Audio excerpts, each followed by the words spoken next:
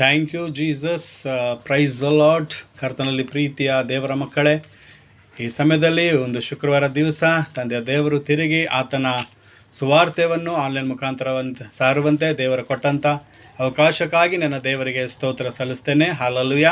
So ಕರ್ತನಲ್ಲಿ ಪ್ರೀತಿಯ ದೇವರ ಮಕ್ಕಳೇ, ಒಂದು ಶುಕ್ರವಾರ ದಿವಸ ದೇವರು ನಮಗೆ ಕೊಟ್ಟಂಥ ಆತ್ಮಿಕ ಆಹಾರವನ್ನು ನಾವು ನೋಡಿಕೊಳ್ಳೋಣ. ಹಾಲೆಲೂಯಾ. ಮತ್ತಾಯನು ಬರೆದ ಸುವಾರ್ತೆ 4ನೇ ಅಧ್ಯಾಯದ 1ನೇ ವಚನದಲ್ಲಿ ನಾವು ದೇವರ ವಾಕ್ಯವನ್ನು ಧ್ಯಾನ ಮಾಡೋಣ. ಸೊ ಇಲ್ಲಿ ದೇವರ ವಾಕ್ಯ ಹೇಳುತ್ತದೆ, ದೇವರ ಆತ್ಮನು ಯೇಸುವನ್ನು ಶೋಧಿಸುವುದಕ್ಕಾಗಿ ಸೈತಾನನು ಯೇಸುವಿಗೆ ಅಡವಿಗೆ ನಡೆಸಿದರೆಂಬುದಾಗಿ. ಅಲ್ಲಿ ಹಗಲು ರಾತ್ರಿ 40 ದಿವಸ ಯೇಸು ಕ್ರಿಸ್ತನು ಹಗಲು ರಾತ್ರಿ ಹಸಿವೆಯಿಂದಿದ್ದಾಗ ಆತನಿಗೆ ಹಸಿವೆ ಆದಾಗ ಆ ಸೈತಾನನು ಆತನಿಗೆ ಶೋಧಿಸಿದನು ಎಂಬುದಾಗಿ ನಾವು ನೋಡ್ತೇವೆ. ಹಾಲೆಲೂಯಾ. ಸೊ ಕರ್ತನಲ್ಲಿ ಪ್ರೀತಿಯ ದೇವರ ಮಕ್ಕಳೇ, ಇಲ್ಲಿ ಯೇಸು ಕ್ರಿಸ್ತನು 40 ದಿವಸ ಉಪವಾಸದಿಂದಿದ್ದಾಗ ಇಲ್ಲಿ ದೇವರಾತ್ಮನು ಆತನಿಗೆ ಶೋಧಿಸುವುದಕ್ಕಾಗಿ ಎಲ್ಲಿಗೆ ಕರ್ಕೊಂಡು ಹೋಯ್ದ್ರಂತೆ? ಅಡವಿಗೆ ಕರ್ಕೊಂಡು ಹೋದರು. ಹಾಲೆಲೂಯಾ. ಅಲ್ಲಿ ಸೈತಾನನಿಂದ ಯೇಸು ಕ್ರಿಸ್ತನು ಶೋಧಿಸಲ್ಪಟ್ಟಿದ್ದೆಂಬುದಾಗಿ ನಾವು ನೋಡ್ತೇವೆ. ಹೌದು, ಕರ್ತನಲ್ಲಿ ಪ್ರೀತಿಯ ದೇವರ ಮಕ್ಕಳೇ, ಇಲ್ಲಿ ಯೇಸು ಕ್ರಿಸ್ತನು ಆತನು ಮನುಷ್ಯನಾಗಿ ಲೋಕಕ್ಕೆ ಬಂದು ಆತನೇನು ಮಾಡಿದನು? ದೀಕ್ಷಾಸ್ನಾನ ಮಾಡಿಸಿಕೊಂಡು 40 ದಿವಸ ಹಗಲು ರಾತ್ರಿ ಆತನು ಊಟ ಮಾಡದೆ ಹಸಿವೆಯಿಂದ ಆತನು ಉಪವಾಸದಲ್ಲಿ ಪ್ರಾರ್ಥನೆ ಮಾಡಿದಾಗ ಒಂದು 40 ದಿವಸ ಕಳೆದಾಗ ಏನಾಯಿತು? ಆತನಿಗೆ ಹಸಿವೆ ಆಯಿತು. ಆಗ ಶೋಧಕನು ಅಂದರೆ ಸೈತಾನನು ಏನು ಮಾಡ್ತಾನೆ? ಆತನನ್ನು ಒಂದು ಪಾಪದಲ್ಲಿ ಸಿಕ್ಕಿಸ್ಬೇಕಂತ ಹೇಳಿ ಆ ಯೇಸು ಕ್ರಿಸ್ತನನ್ನು ಏನು ಮಾಡ್ತಾನೆ? ಅಡವಿಗೆ ಕರೆದುಕೊಂಡು ಹೋಗ್ತಾನೆ. ಹಾಲೆಲೂಯಾ. ಅಲ್ಲಿ ಯಾಕಂದರೆ ಯೇಸು ಕ್ರಿಸ್ತನ ಹಸಿವೆಯಲ್ಲಿದ್ದಾಗ ಆತನಿಗೆ ಹೊಟ್ಟೆ ಹಸು ಬಂದಿದಾಗ ಆತ ಸೈತಾನ ಏನು ಮಾಡ್ತಾನೆ? ಈ ಕಲ್ಲಿಗೆ ರೊಟ್ಟಿ ಮಾಡಿ ತಿನ್ನು ಅಂತ ಹೇಳ್ತಾನೆ. ಅಂದರೆ ಅಲ್ಲಿ ಆತನೇನು ಮಾಡ್ತಾನೆ? ದೇವರಿಗೆ ಯೇಸು ಕ್ರಿಸ್ತನಿಗೆ ಒಂದು ಹಸಿವೆ ಒಂದು ರೊಟ್ಟಿ ಆಗಲಿ ಅಥವಾ ಒಂದು ಅನ್ನದ ಆಸೆಯನ್ನು ತೋರಿಸ್ತಾರೆ. ಆ ಹೊಟ್ಟೆ ಆಸೆಯನ್ನು ತೋರಿಸಿದಾಗ ಸೈತಾನನು ದೇವರಲ್ಲಿ ಆತನಿಗೆ ಒಳಗಾಗಲಿಲ್ಲ. ಯೇಸು ಕ್ರಿಸ್ತನು ಅಂಥ ಹಸಿವೆಯಲ್ಲಿ ಸಮಯದಲ್ಲೂ ಕೂಡ ಆ ಸೈತಾನಿಗೆ ದೇವರು ಗದರಿಸಿ ಓಡಿಸಿಬಿಡ್ತಾರೆ.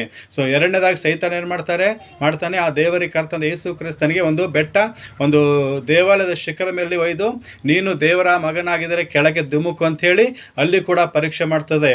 ಮತ್ತು ದೇವರಿಗೆ ಏನು ಮಾಡ್ತದೆ? ಅದು ಒಂದು ಲೋಕದ ಎಲ್ಲ ಆಸ್ತಿ ಅಂತಷ್ಟು ಐಶ್ವರ್ಯ ವೈಭವವನ್ನು ತೋರಿಸಿ, ನೀನು ನನಗೆ ಅಡ್ಡ ಬೀಳು, ನಾನು ನಿನಗೆ ಕೊಡ್ತೀನಿ, ಇದೆಲ್ಲ ನಿನಗೆ ಕೊಡ್ತೇನೆ, ಇದು ನನಗೆ ಕೊಡಲ್ಪಟ್ಟಿದೆ ಅಂತ ಹೇಳಿ ಅಲ್ಲಿ ದೇವರಿಗೆ ಶೋಧಿಸ್ತದೆ. ಅಂದರೆ ಇಲ್ಲಿ ಯೇಸು ಕ್ರಿಸ್ತನಿಗೆ ಆ ಸೈತಾನನು ಯಾವ ರೀತಿ ಶೋಧಿಸ್ತಾನೆ ಅಂದರೆ, ಆತನ ಹಸಿವೆಯಲ್ಲಿದ್ದಾಗ ಕಲ್ಲಿಗೆ ರೊಟ್ಟಿ ಮಾಡಿ ತಿಂದು ತನ್ನ ಆ ಹಸಿವು ತೀರಿಸ್ಕೊತಾನೆ. ಮತ್ತು ಈತನಿಗೆ ದೇಹದ ಆಸೆ ಮತ್ತು ಒಂದು ಲೋಕದ ಆಸೆ, ಆಸ್ತಿ ಅಂತಸ್ತು ಆಸೆ ತೋರಿಸಿ ಆತನಿಗೆ ದೇವರಿಗೆ ಏನು ಮಾಡ್ತದೆ? ಸೈತಾನು ಈ ಒಂದು ಹಸಿವಿದಾಸೆ ಮತ್ತು ಒಂದು ದೇಹದ ಮೇಲೆ ಪ್ರೀತಿ ಇರುವಂಥ ಒಂದು ಆಸೆ ತೋರಿಸಿ ಮತ್ತು ಲೋಕದ ಒಂದು ಆಸ್ತಿ ಅಂತ ತೋರಿಸಿ ಆತನಿಗೆ ಪಾಪದಲ್ಲಿ ಸಿಕ್ಕಿಸ್ಬೇಕಂತ ಪ್ರಯತ್ನ ಮಾಡುತ್ತೆ. ಆದರೆ ಅಲ್ಲಿ ದೇವರು, ಕರ್ತನಲ್ಲಿ ಪ್ರೀತಿಯ ದೇವರ ಮಕ್ಕಳೇ, ಸೈತಾನನ ಮಾತಿಗೆ ಒಳಗಾಗದಂತೆ ದೇವರು ಏನು ಮಾಡ್ತಾರೆ? ಸೈತಾನಿಗೆ ಗದರಿಸ್ತಾರೆ.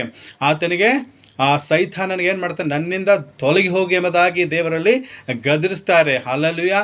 ಅದೇ ರೀತಿ ನಾವು ಕರ್ತನಲ್ಲಿ ಪ್ರೀತಿಯ ದೇವರ ಮಕ್ಕಳೇ, ಇವತ್ತು ಒಂದು ದಿವಸ ಅವತ್ತು 40 ದಿವಸ ಯೇಸು ಸ್ವಾಮಿ ಹಸಿವೆ ಇದ್ದರೂ ಕೂಡ ಆತನು ಯಾವುದೇ ಒಂದು ಲೋಕದಾಸೆಗೆ ಒಂದು ಹೊಟ್ಟೆ ಆಸೆಗಾಗಿ ಅಥವಾ ಒಂದು ಲೋಕದ ವೈಭವಗಾಗಿ ಆತನು ಆಸೆ ಪಡಲಿಲ್ಲ. ಬಳಿಕ ಆತನು ಏನು ಮಾಡಿದನು? ಅವೆಲ್ಲವನ್ನು ತ್ಯಜಿಸಿ ಬಿಟ್ಟಿದ್ದನೆಂಬುದಾಗಿ ನಾವು ನೋಡ್ತೇವೆ. ಅಲ್ಲಿ ಸೈತಾನಿಗೆ ಆತನು ಅವಕಾಶ ಕೊಟ್ಟಿಲ್ಲ. ಆದರೆ ಕರ್ತನಲ್ಲಿ ಪ್ರೀತಿಯ ದೇವರ ಮಕ್ಕಳು, ಇವತ್ತು ನಾವು ಒಂದು ಟೈಮ್ ಊಟ ಮಾಡಲಿಲ್ಲ ಅಂದರೆ ನಮ್ಗೆ ಎಷ್ಟೋ ಬಾಧೆ ಪಡ್ತೇವೆ. ಒಂದು ದಿವಸ ಊಟ ಮಾಡಲಿಲ್ಲ ಅಂದರೆ ನಮಗೆ ಏನಾದರೂ ಒಂದು ಪಾಪದ ಕೆಲಸ ಮಾಡ್ಲಿಕ್ಕೆ ಸೈತಾನ ಪ್ರೇರೇಪಣೆ ಮಾಡಿದರೆ ನಾವೇನು ಮಾಡ್ತೀವಿ? ಹೊಟ್ಟೆಗಾಗಿ ಹಸಿವೆ ಇಂದ ಯಾಕೆ ಬಾಧೆ ಪಡಬೇಕು? ಈ ಕೆಲಸ ನಾವು ಮಾಡಬೇಕು. ಅದು ಮೋಸದೇ ಆಗಿರ್ಬೋದು, ಅದು ವಂಚನೆನೇ ಆಗಿರ್ಬೋದು, ಅಥವಾ ಅದು ಕಳ್ಳತನನೇ ಆಗಿರ್ಬೋದು, ಅಥವಾ ವ್ಯಭಿಚಾರನೇ ಆಗಿರ್ಬೋದು. ಆದರೆ ಇಂಥ ಕೆಲಸವನ್ನು ನಾವು ಏನು ಮಾಡ್ತೀವಿ? ಒಂದು ಹಸಿದಾಗ ನಮಗೆ ದುಡ್ಡು ಇಲ್ದಾಗ ಹೋದಾಗ ನಾವೇನು ಮಾಡ್ತದೆ? ಸೈತಾನ್ ನಮಗೆ, ನಿನಗೆ ಹೊಟ್ಟೆ ಹಸಿತಾ ಇದೆಯಲ್ಲ, ಅದಕ್ಕೇನು ಮಾಡು? ಈ ಕೆಲಸ ಮಾಡು ಅಂಥೇಳಿ ಸೈತಾನ್ ಏನು ಮಾಡ್ತದೆ? ಕೆಟ್ಟ ಆಲೋಚನೆಗಳನ್ನು, ಕೆಟ್ಟ ಕೆಲಸಗಳನ್ನು ಮಾಡೋಕ್ಕೆ ನಮಗೆ ಪ್ರೇರಿಸ್ತದೆ. ಅದಕ್ಕೆ ಇವತ್ತು ಕರ್ತನಲ್ಲಿ ಪ್ರೀತಿಯ ದೇವರ ಮಕ್ಕಳು, ಇವತ್ತು ಅನೇಕ ಜನರು ಏನು ಮಾಡ್ತಾ ಇದ್ದಾರೆ?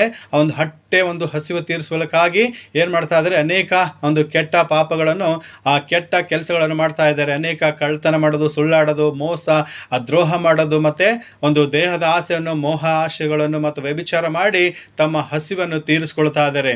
ಅಂದರೆ ಸೈತಾನ ಏನು ಮಾಡ್ತದೆ ಇಲ್ಲಿ ದೇವರ ನಂಬಿದ ಮಕ್ಕಳಿಗೂ ಕೂಡ, ನಂಬಲು ಮಕ್ಕಳದು ಇಲ್ಲದವರಿಗೆ ಕೂಡ ಏನು ಮಾಡ್ತದೆ, ಸೈತಾನ ಪ್ರೇರಿಸ್ತದೆ. ಆದರೆ ಇಲ್ಲಿ ಯೇಸು ಕ್ರಿಸ್ತನು 40 ದಿನ ಉಪವಾಸ ಇದ್ದರೂ ಕೂಡ ಆತನ ಮಾತಿಗೆ ಒಳಗಾಗಲಿಲ್ಲ. ಇವತ್ತು ನಾವು ಒಂದು ದಿವಸ ನಮ್ಗೆ ಊಟ ಇಲ್ಲ ಅಂದರೆ ಏನು ಮಾಡ್ತೇವೆ ನಾವು?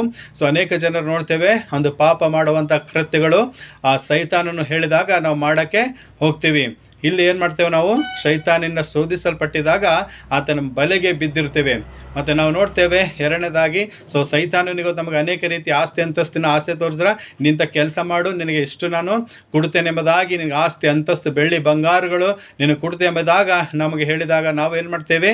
ಅನೇಕ ಒಂದು ಕೆಟ್ಟ ಕೆಲಸಗಳಿಗೆ ನಾವು ಪ್ರೇರೇಪಣೆ ಆಗ್ತೇವೆ. ಅನೇಕ ಜನರು ಏನು ಮಾಡ್ತಾರೆ, ಹೌದಪ್ಪ ಈ ಸುಳ್ಳಾಡಿದ್ರೆ ಇಷ್ಟು ದುಡ್ಡು ಬರುತ್ತೆ, ಇಷ್ಟು ಆಸ್ತಿ ಅಂತಸ್ತು ಬರುತ್ತೆ, ಹೌದಲ್ಲ ಇಷ್ಟು ನನಗೆ ಈ ಜಮೀನು ಸಿಗುತ್ತೆ ಎಷ್ಟೊಂದು ಅಂಥೇಳಿ ಒಂದು ಸೈತಾನನು ನಾವು ಅಡ್ಡ ಬೀಳುವಂತ ಸೈತಾನ ಹೇಳಿದ್ರೆ ನಾವು ಏನು ಮಾಡ್ತೀವಿ? ಆತನ ಮಾತಿಗೆ ಅಡ್ಡ ಬಿದ್ದು ಆತನ ಹೇಳಿದ ಕಾರ್ಯಗಳನ್ನು ಮಾಡ್ತೀವಿ. ಅನೇಕ ಜನ ಏನು ಮಾಡ್ತಾರೆ, ನೀನು ದೇವರ ಮಗನಾಗಿದ್ದಲ್ಲ, ನೀಗೊತ್ತೀನಿ ಕೆಲಸ ಮಾಡು, ನೀನು ಇವತ್ತು ನಿನಗೆ ಈ ಕೆಲಸ ಮಾಡು, ಇವ್ ನೀನು ಸುಳ್ಳಾಡಿದರೆ, ಇವತ್ತು ನಿನಗೆ ಈ ಮನುಷ್ಯ ನೀನು ವಂಚನೆ ಮಾಡಿದರೆ, ಈತ ನೀನು ದ್ರೋಹ ಮೋಸ ಮಾಡಿದರೆ ನಾನೇನು ಮಾಡ್ತೀನಿ, ನಿನಗೆ ಇಷ್ಟು ದುಡ್ಡು ಕೊಡ್ತೀನಿ, ಇಷ್ಟು ಬಂಗಾರ ಚಿನ್ನ ಕೊಡ್ತೀನಿ, ಆಸ್ತಿ ಅಂತಸ್ತು ಕೊಡ್ತೀನಿ ಅಂತ ಹೇಳಿ ಒಬ್ಬ ಸೈತಾನನು ಒಬ್ಬ ಮನುಷ್ಯನ ಮುಖಾಂತರ ಒಂದು ಆಲೋಚನೆ ಕೊಟ್ಟಿದಾಗ ಅಲ್ಲಿ ಮನುಷ್ಯನ ಏನು ಮಾಡ್ತಾ ಇದ್ದಾನೆ, ಒಂದು ಲೋಕದ ಆಸೆಗೆ, ಒಂದು ಹಣದ ವ್ಯಾಮೋಹಕ್ಕೆ ಆತನು ಆಸೆಪಟ್ಟು ಏನು ಮಾಡ್ತಾನೆ, ಅಲ್ಲಿ ಪಾಪ ಮಾಡಿ ದೇವರಿಂದ ದೂರ ಆಗ್ತಾನೆ. ಯಾಕಂದರೆ ಸೊ ದೇವರು ಏನು ಮಾಡ್ತಾರೆ, ಆ ಸೈತಾನನು ದೇವರ ಮಕ್ಕಳಿಗೆ ಏನು ಮಾಡ್ತಾರೆ, ಶೋಧನೆ ತರ್ತಾನೆ. ಎಲ್ಲ ವಿಷಯದಲ್ಲಿ ಇಲ್ಲಿ ಯೇಸು ಕ್ರಿಸ್ತನಿಗೆ ಕೂಡ ಆತನು ಬಿಟ್ಟಿಲ್ರಿ. ಎಲ್ಲ ಪ್ರಕಾರವಾಗಿ ಯೇಸು ಕ್ರಿಸ್ತನಿಗೆ ಕೂಡ ಆತನ ಏನು ಮಾಡಿದನು, ಶೋಧನೆಗೆ ಒಳಗಾಗಬೇಕು, ಆತನ ಪಾಪದಲ್ಲಿ ಸಿಕ್ಕಿಸ್ಬೇಕಂತೇಳಿ ಪ್ರಯತ್ನ ಪಟ್ಟಿದ್ರು. ಆದರೆ ದೇವರು ಅಲ್ಲಿ ಯೇಸು ಕ್ರಿಸ್ತನ ಸೈತನ ಮಾತಿಗೆ ಒಳಗಾಗಿಲ್ಲ. ಇವತ್ತು ನಮಗೆ ಹೊಟ್ಟೆಗೆ ಹಸಿವಿದ್ದರೆ ಏನು ಮಾಡ್ತೇವೆ, ನಾವು ಪಾಪ ಮಾಡಕ್ಕೆ ಹೋಗ್ತೀವಿ. ದೇವರ ವಾಕ್ಯ ಹೇಳುತ್ತದೆ, ಮನುಷ್ಯನ ರೊಟ್ಟಿ ತಿಂದ ಮಾತ್ರದಿಂದಲ್ಲ, ದೇವರ ಬಾಯಿಂದ ಹೊರಡುವ ಮಾತಿನಿಂದ